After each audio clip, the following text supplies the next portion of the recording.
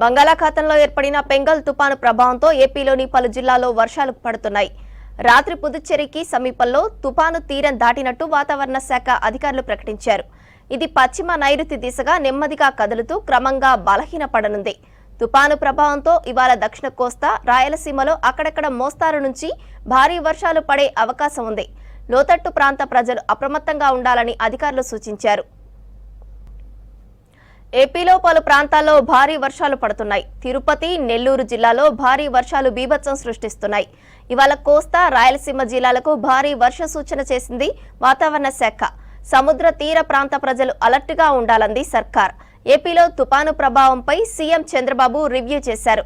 ఇక తిరుమలలో భారీ వర్షంతో భక్తుల ఇబ్బందులు పడుతున్నారు. తిరుమల కొండపై పెరిగిన చల్ల గాలులు తీవ్రత పెరిగింది.